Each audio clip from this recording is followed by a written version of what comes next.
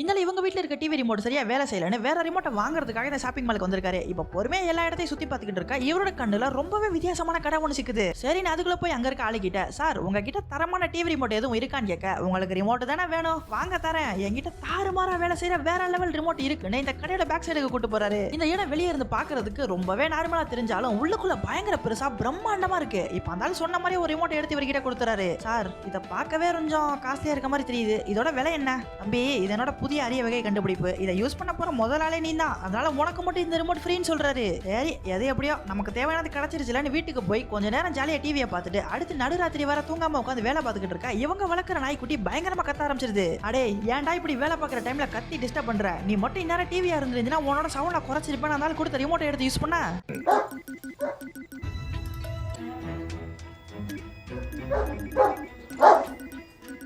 அடேங்கப்பா என்னையா நடக்குதுங்க?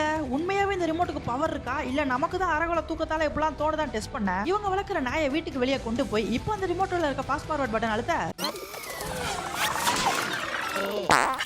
அந்த பட்டனை பிரஸ் பண்ண உடனே இந்த நாய்க்குட்டி பாடு ஸ்பீடா முடிக்க வேண்டிய வேலையெல்லாம் முடிச்சிட்டு தூங்க போயிருது.